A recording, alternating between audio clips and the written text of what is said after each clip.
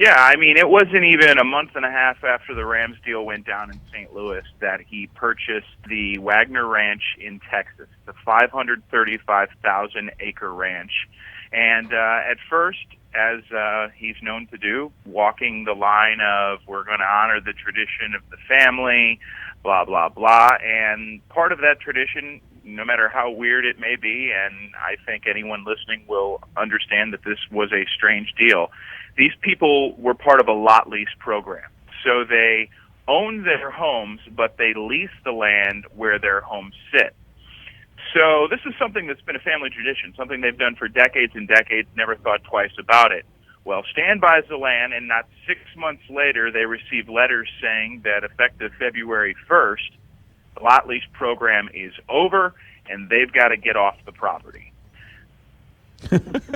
And what does Stan Kroenke want to do with the 535 acres? Well, that is what I'll call it the $725 million question. I believe that's the estimated cost of the land, or at least that's what it was for sale for.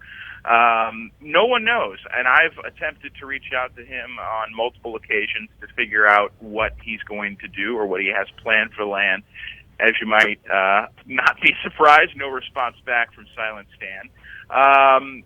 The people who live there think he's going to turn it into some sort of hunting ranch. I think he could do many different things. I think he could do that. I think that there are natural resources on that land that he probably wants a cut out of.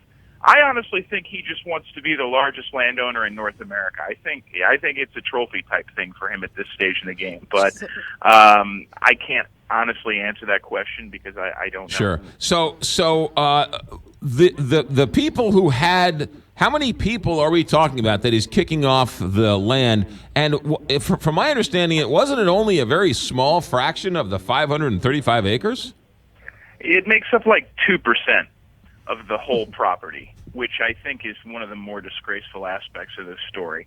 He could do whatever the heck he wants to on this land and probably never even see these people.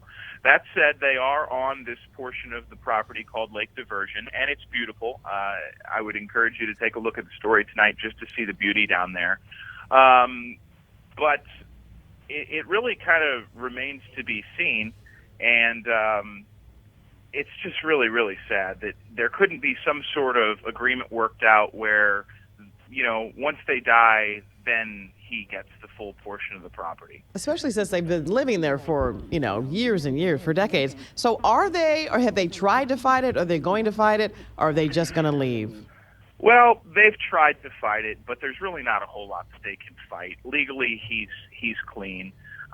It's reminiscent, in my opinion, of the situation in St. Louis, in that a lease agreement, albeit a pretty bad one, as we'd come to find out some 20 years later, gave him all the legal right that he needed.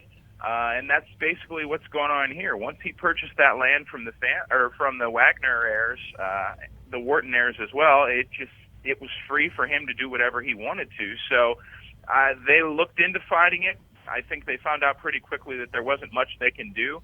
And that's where this story is also very neat and speaks to the fiber of St. Louisans, because one thing that we highlight in the story is how St. Louisans have actually gone to bat for these people trying to raise money for their relocation.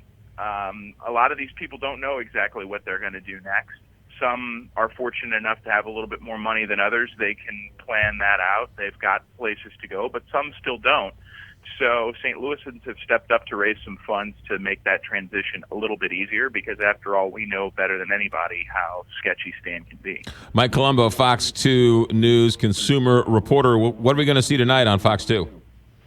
Well, tonight you'll see that story. You're going to see, of course, any breaking news that goes on throughout today. There's some special stories, of course, airing tonight. Chris Hayes has a story lined up to air tonight.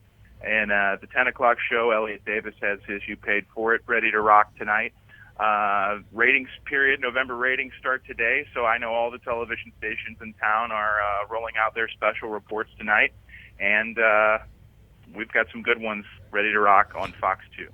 Mike, which Fox is this going to air on? Because you've got the the 3, the 4, the 4:30, the 5, the 5:30, the 6, the 6:30, the 7, the 7:30, and the 9:30. This will air tonight on Fox 2 News at 9 p.m. 9 p.m. You have to say it like this. Yes, sir. Fox 2 News. Yeah, you're not saying it right. You're saying it wrong. I'm not emphasizing the Fox enough. Right. That is correct. Yes, You're still new there, so that's okay. You're going to be docked. No. Everybody's got their own sig out. You're going to have to be docked pay for that. All right, Mike Colombo on Fox 2 News. 9 o'clock tonight?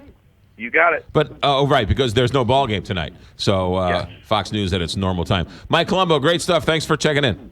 Thank you for having me. You got it. 725 here, Big 550 KTRS. It's important in that story. They own the building. Yes. So they can take the building. Yes. But if they leave the building after February 1st, the building becomes Stan Kroenke's.